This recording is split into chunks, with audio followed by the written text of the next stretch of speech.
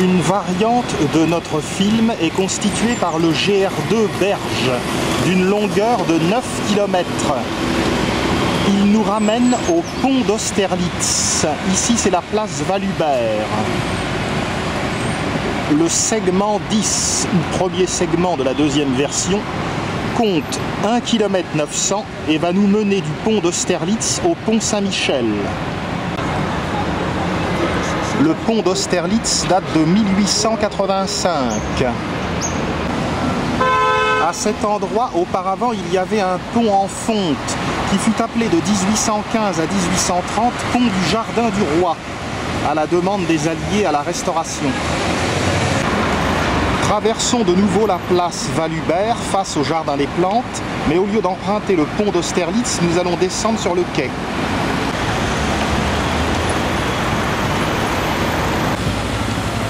On accède au quai Saint-Bernard. Rive droite, face à nous, le quai de la Râpée, le bassin de l'Arsenal, la colonne de Juillet à la Bastille.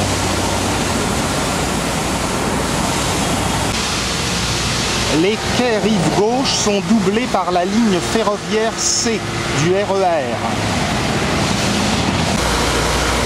Vue sur le pont d'Austerlitz, qui maintenant est en amont par rapport à nous. C'est ici, au niveau du Jardin des Plantes, dont on aperçoit les grilles de ce côté, que l'on pénètre dans le 5e arrondissement de Paris. On aperçoit à rive droite le débouché du canal Saint-Martin, dont c'est la 9e écluse. Jusqu'au XVIIe et XVIIIe siècle, les Parisiens venaient se baigner ici dans le plus simple appareil. Depuis le 14 juillet 1900, court derrière le mur limitant le port une voie ferrée, établie pour conduire les voyageurs de grande ligne du chemin de fer d'Orléans jusqu'au centre de la capitale, c'est-à-dire à la nouvelle gare d'Orsay, devenue aujourd'hui musée d'Orsay. Mais dès avant 1939, seuls les trains de banlieue l'utilisèrent au-delà d'Austerlitz et depuis la jonction réalisée avec la gare des Invalides en 1975, ce sont tous les trains de la ligne C du RER. Au début du XXe siècle, on s'embarquait à cet endroit, le port Saint-Bernard, pour aller en bateau à vapeur jusqu'à Charenton.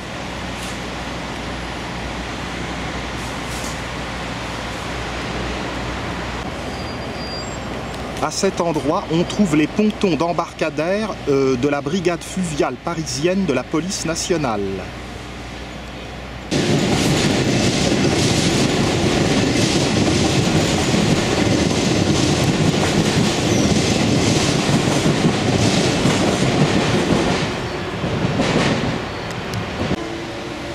Cet endroit était autrefois le port au vin qui alimentait la halle au vin. Il a été aménagé en un espace jardiné en 1980 et constitue le jardin Tino Rossi.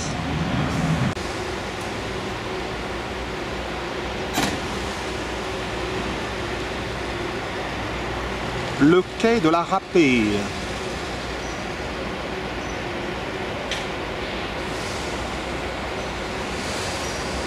Immeuble Morland.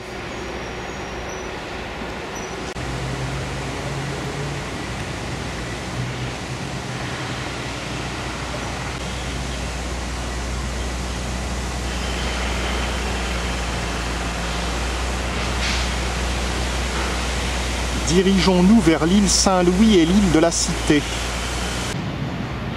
Le jardin Tino Rossi, terminé en 1980, accueille arbres et arbustes, verdure et pelouse. Il abrite aussi le musée des sculptures de plein air.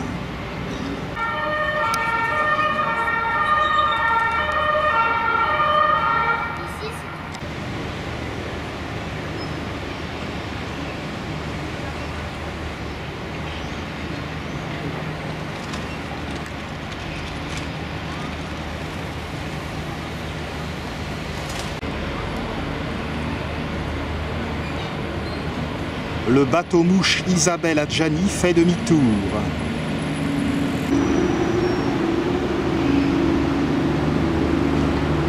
À cet endroit, on aperçoit la pointe amont de l'île Saint-Louis et les deux ponts de Sully. Ouais.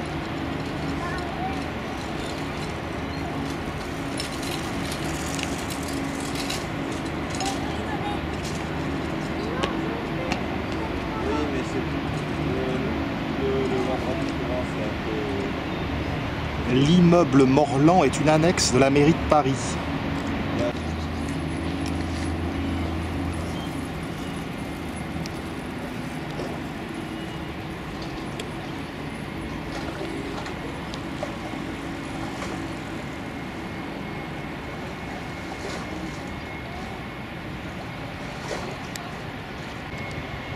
Le pont de Sully de ce côté raccorde l'île Saint-Louis au boulevard Henri IV, rive droite, et de l'autre côté, il raccorde l'île Saint-Louis au boulevard Saint-Germain, rive gauche. Les sculptures de plein air.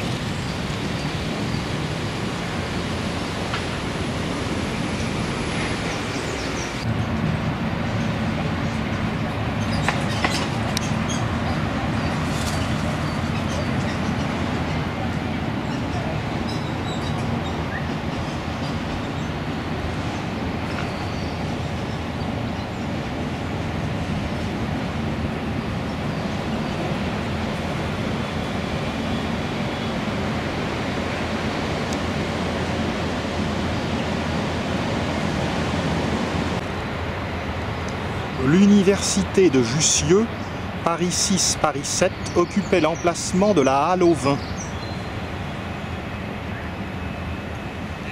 Le jardin Tino Rossi compte 3,1 hectares.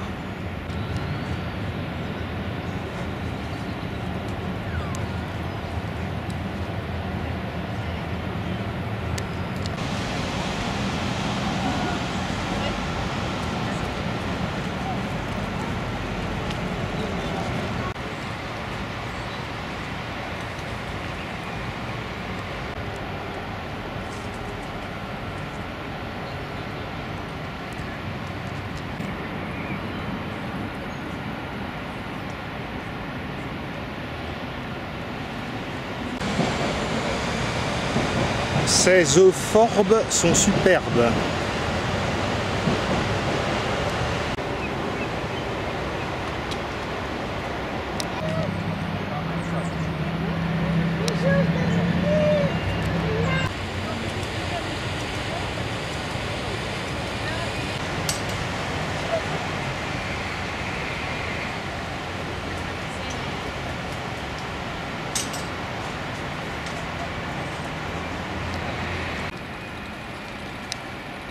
La fac n'est pas très jolie, mais au moins les étudiants ont une belle vue. Les saules ont bien raison de pleurer en voyant un si beau spectacle.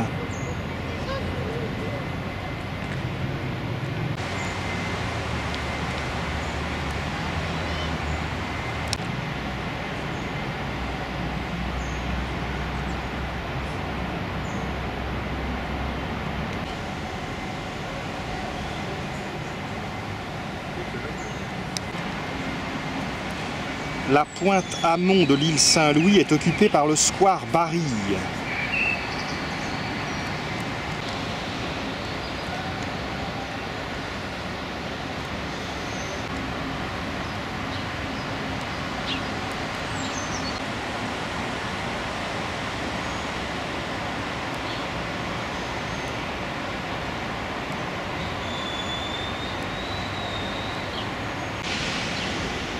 On dirait un monstre venu de l'espace.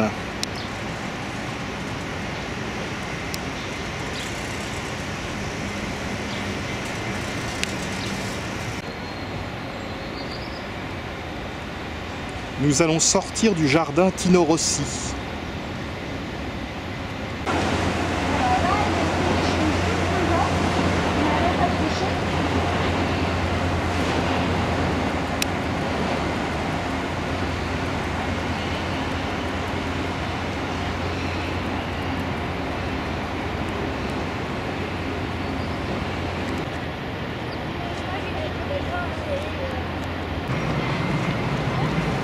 Je suppose que ça fait partie du musée. La partie sud du pont de Sully, en 3 arches, on en voit 2 ici, est de 1876. La nécessité de construire ce pont entraîna la destruction de l'hôtel de Bretonvilliers sur l'île Saint-Louis. Ce fut le prétexte à la construction de ces 2 immeubles haussmanniens. De ce côté, rive gauche, on aperçoit l'Institut du monde arabe.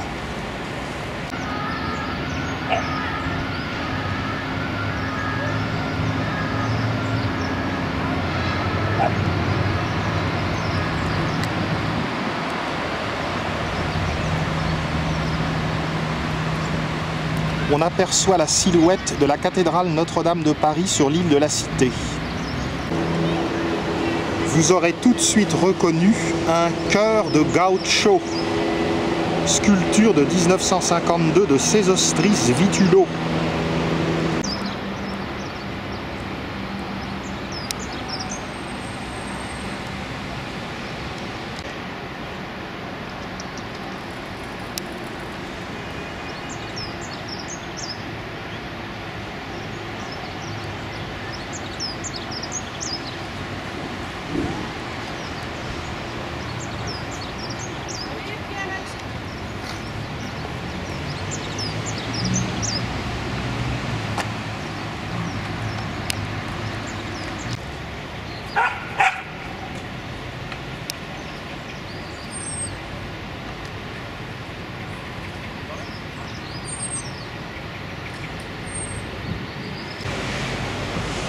Cette sculpture de 1973 est en béton armé.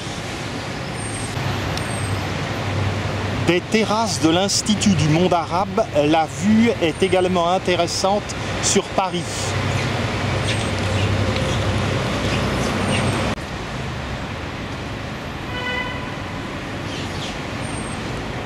Passons sous le pont de Sully.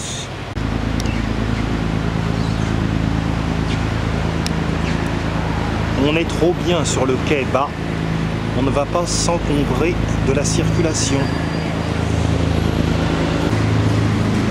Nous abordons maintenant le port de la Tournelle, successivement port aux tuiles, puis port au bois.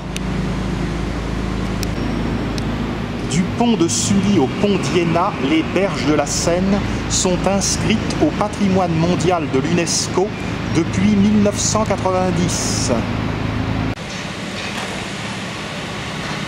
Façade sud de l'île Saint-Louis, qui s'appelait autrefois île Notre-Dame. Bien que la cathédrale Notre-Dame soit sur l'île de la Cité.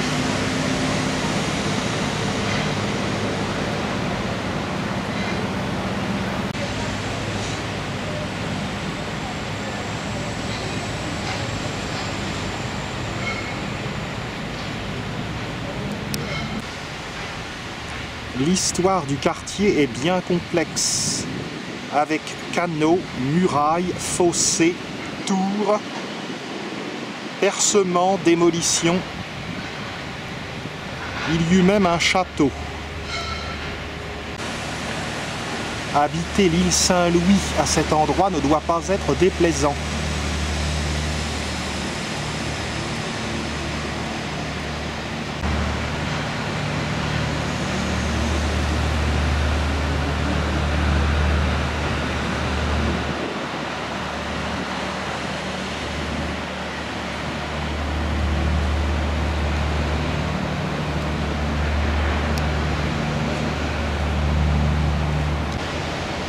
Sur la gauche, les grandes verrières au sommet d'un immeuble depuis 1937.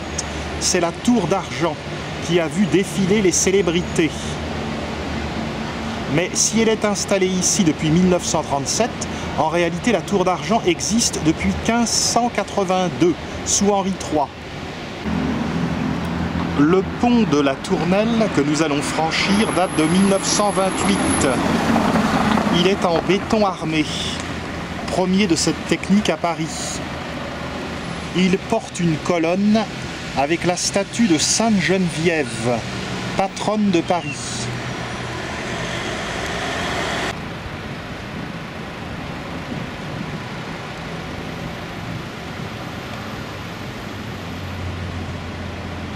Franchissons le pont de la Tournelle.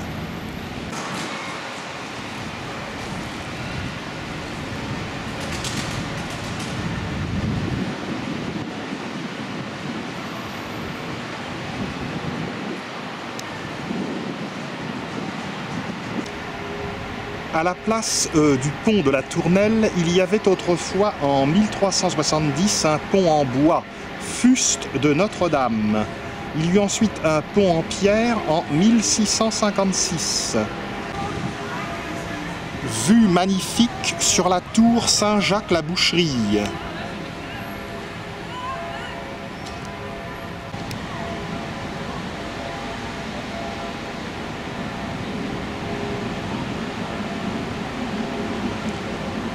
L'île Saint-Louis comporte une église, l'église Saint-Louis en l'île. La statue de Sainte Geneviève sur le pont de la Tournelle est due à Paul Landowski. La colonne mesure 14 mètres et la statue domine la Seine de 24 mètres. Nous sommes en vue de la pointe amont de l'île de la Cité.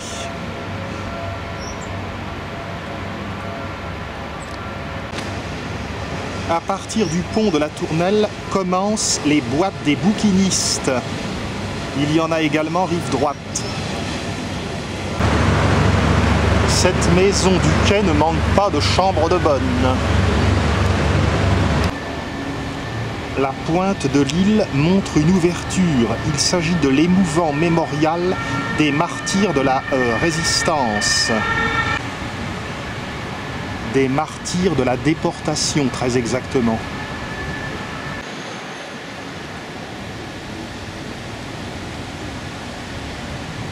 Rive droite, on aperçoit l'hôtel de ville qui a été reconstruit après son incendie par les communards en 1871.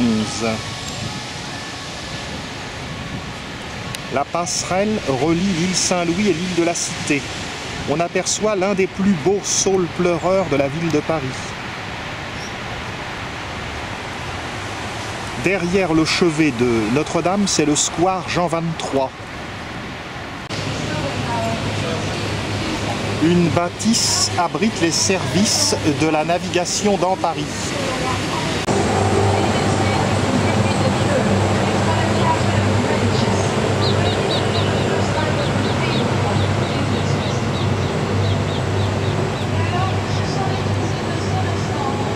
La passerelle entre l'île Saint-Louis et l'île de la Cité s'appelle tout simplement Pont Saint-Louis.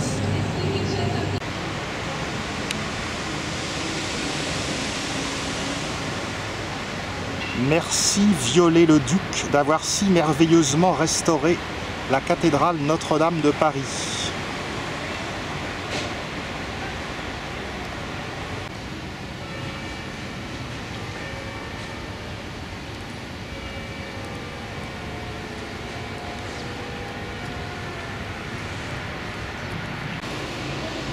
La vue depuis les clochers de Notre-Dame est magnifique, car très centrale dans Paris.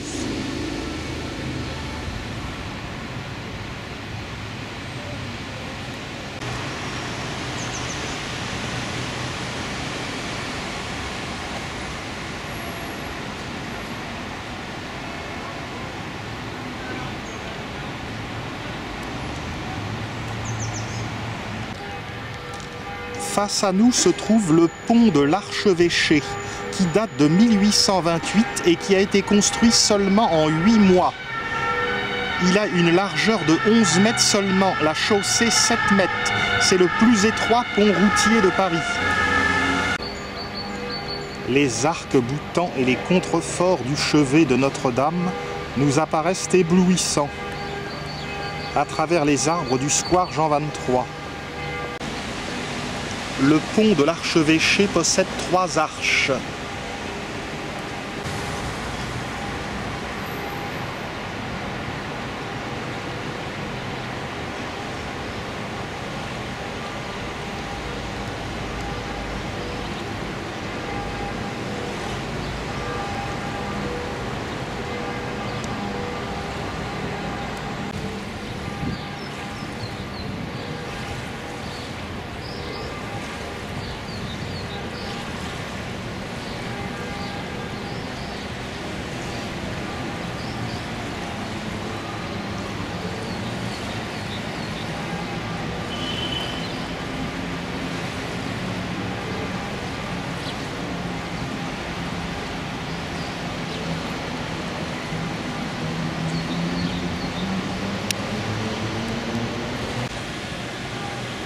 Combien de millions de fois cet endroit a été photographié et foulé du pied?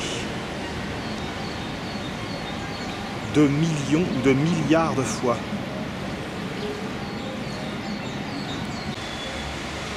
Nous avons atteint à présent le port de Montebello, ex-Port-l'Évêque et port aux mulets.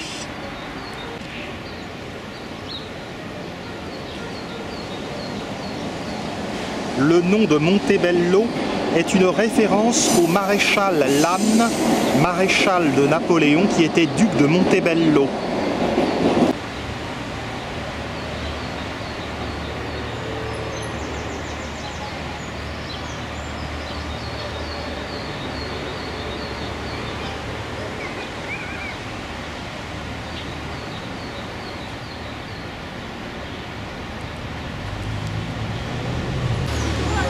C'est dans ces parages que débouchait dans la Seine le cours dérivé de la Bièvre.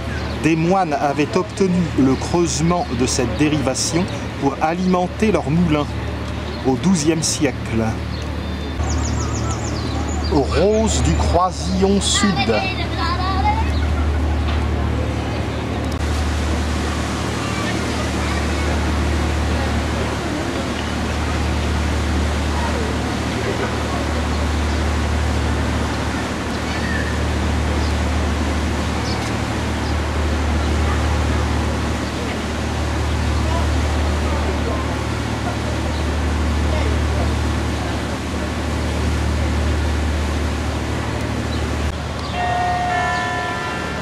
Splendeur du gothique.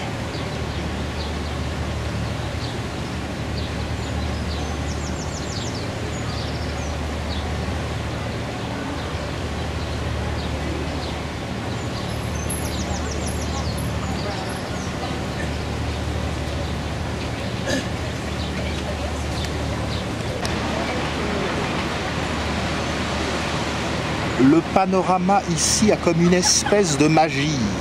C'est surnaturel. Nous marchons au-dessous des boîtes des bouquinistes. Nous parvenons en vue du Pont-au-Double. S'il y avait ici un pont en pierre en 1631, il a été remplacé en 1883 par un pont en une seule arche en fonte. À l'époque du pont de pierre, il était surmonté par 2 étages de chambres de malades. Des cavaliers ou des piétons pouvaient alors traverser le pont, mais ils devaient payer 2 deniers. C'est pour ça qu'on parlait de pont au double. Le pont au double a été reconstruit en 1737 et en 1847, débarrassé de ses bâtiments. Et puis donc en 1883.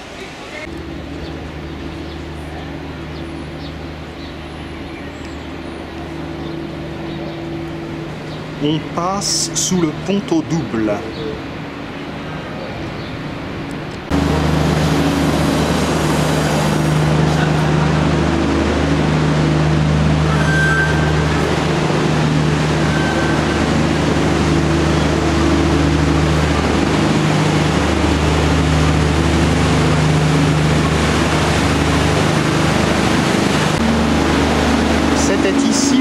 aux bûches.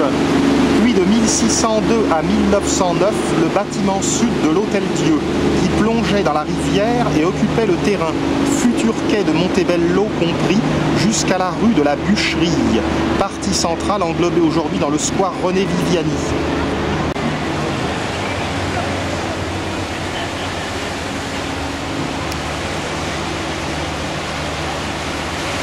On aperçoit la statue de Charlemagne sur le parvis de la cathédrale Notre-Dame. Le tracé se poursuit vers le Petit Pont.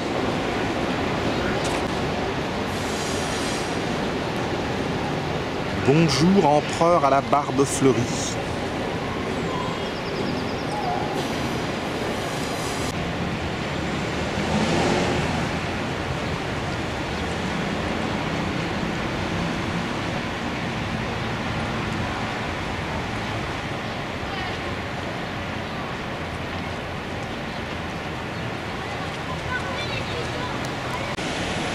Le Petit Pont, d'une seule arche en pierre meulière, date de 1853. Quand les Romains arrivèrent à Lutèce, il y avait déjà un passage en bois qu'ils maintinrent. Jusqu'au XIIe siècle, ce passage en bois exista. Il permettait de relier Lutèce à Orléans, Lyon et l'Italie.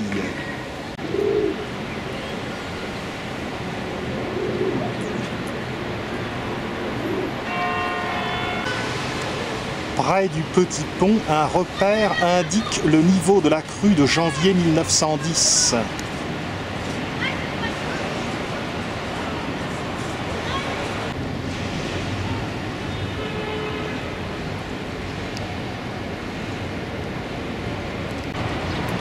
On poursuit toujours plus vers l'aval.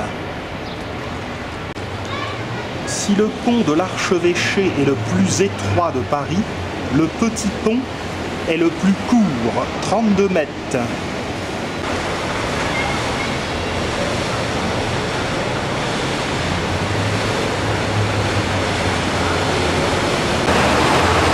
J'ai dit qu'il y avait un pont de bois ici jusqu'en 1186. À cette date, il fut remplacé par un pont en pierre, mais il y eut 11 destructions et reconstructions, avec notamment des maisons sur le pont, jusqu'en 1718 où il y eut un gigantesque incendie qui détruisit tout. À partir de cette date, on décida de ne plus construire des maisons sur les ponts de Paris. Ce petit bras de la Seine n'a été rendu navigable qu'en 1850. Nous sommes sur une berge très surélevée. Face à nous, la façade de la préfecture de police de Paris.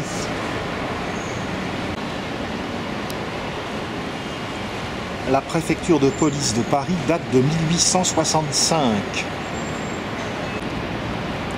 Nous arrivons à la fin de cette section au niveau du pont Saint-Michel qui s'orne de la lettre N. Il ne s'agit pas de l'empereur Napoléon Ier mais de l'empereur Napoléon III.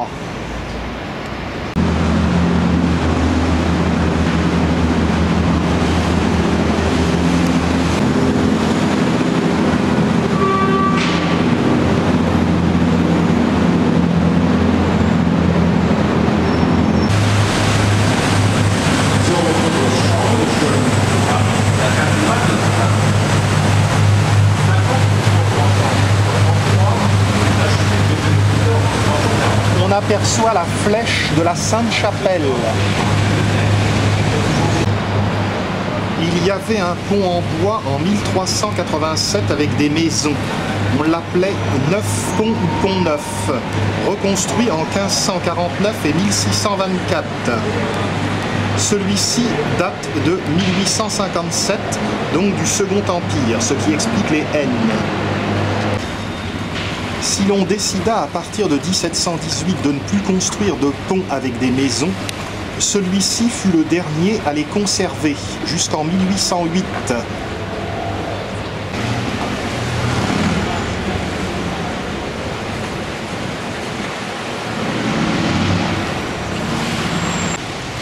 De cet endroit, vue superbe sur le pont Neuf, le palais du Louvre, le pont des Arts et également la pointe aval de l'île de la Cité et le square du Vert-Galant.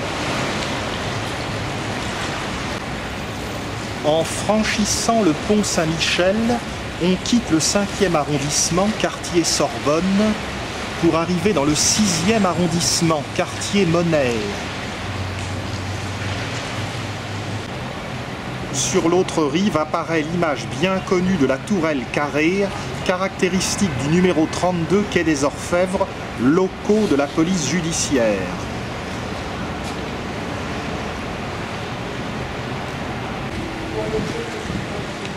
Un escalier permet de quitter la berge pour remonter sur le quai.